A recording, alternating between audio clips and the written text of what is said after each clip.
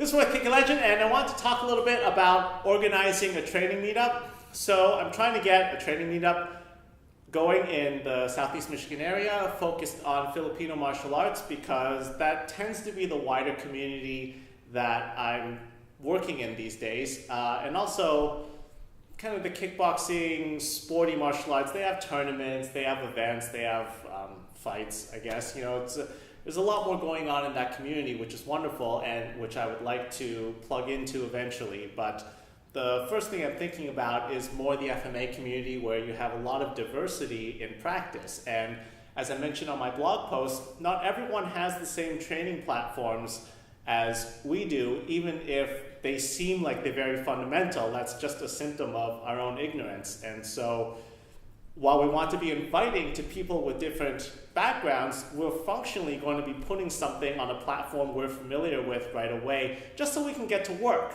right? And then as we train more with different people, we invite them to show us their training platforms, and we'll spend some time working on that. But because we want to make people comfortable, I'm going to show, or rather Kurt is going to help me show, the Sumbrada platform that we're going to adopt, just to get going right out of the gate, kind of a logical training progression to get to live reps very quickly and to start challenging the more advanced martial artists in our group. I'm not particularly experienced at this stuff, so I'm very comfortable looking crappy. That's my superpower. I'm comfortable looking crappy. But, for people who may be a little more timid, who want to prepare and make sure they put their best foot forward and, are able to plug in and work right away, I thought it'd be useful to do a little tutorial for that group on one of the platforms we're going to explore, so that they can maybe get some reps in over the holiday weekend, and then they'll be ready to go when we have a training meetup. So hope you enjoy it. The way that I like doing this, and this is just what we were talking about doing, if you have other ideas of ways to proceed through this, then obviously share away, but this is just what I had to offer, was doing a preset drill of 5 techniques. In the MKG group, I know we call it the box pattern. Everybody has different ways they apply the term box pattern. You'll see what I'm talking about with this. And then going into random feed, but feeding right stick only. Then we'll go into random feed, feeding right or left stick. And then regular, what we would call sumbrada, which is just complete free flow exchange of ideas, back and forth, 1-for-1 feed and respond.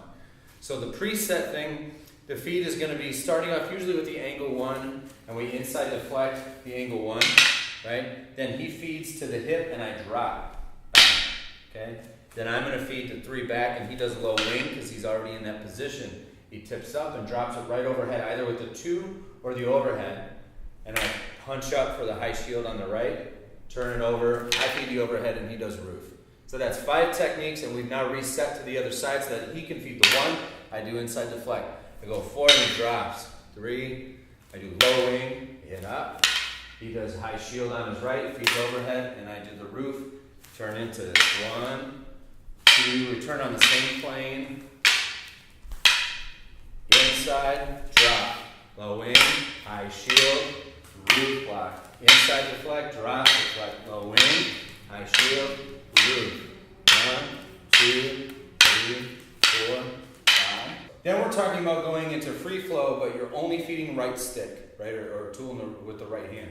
So maybe I do inside deflect. So even though I'm on the left side, I'm only feeding right stick. So let's see what he has. I'm going here, I'm feeding right. So we're allowing for any technique to come through, but I'm only responding with my right, or feeding with the right rather. Likewise, he's only feeding with his right.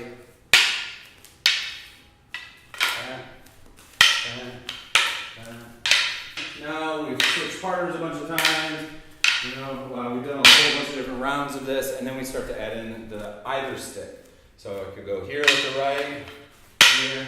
I could go to this one. Wow, you could go to that one. I already forgot what we're doing. Bang, bang, bang, bang. Yeah, bang, bang,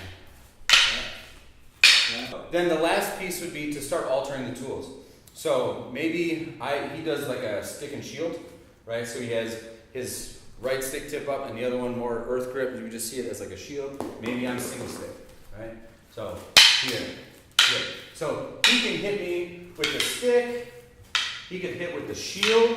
If he, oh yeah, good, right? It changes that line quite a bit. Here, bam. One, and then maybe I take it in the middle, right? So I'm using the stick from both sides. That. Maybe he looks like he's pulling a dagger out. Let's see what happens. Bang, that.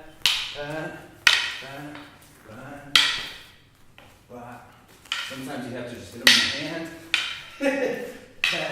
I want to go as hard and as fast as is safe for me. If with someone else who's like 1,000 times better is able to handle more, that's great. That's the point of the meetup. Yeah, and I think part of the great part with the flow drills is it lets us look at like, okay, maybe he has a response to a line that I've never seen. So it lets me pause the action and go like, what the hell were you doing there? And learning how to do it, and then we get back in, which as a teacher, I think we can all relate that is decidedly different than having to stop so I can give him an idea of what to do, right? Because he's not just plugged in enough or doesn't have the experience or the amount of reps or whatever to really know like, well, what do I do when this comes horizontal? So it's hard to get those reps in. I assume some of you feel the same way. In this flow state, if you keep having to interrupt the flow, that kind of degrades the game and defeats the purpose. So to go slow enough to be able to ask questions is good, but to otherwise just get a rhythm and get into it is at least what I'm looking for.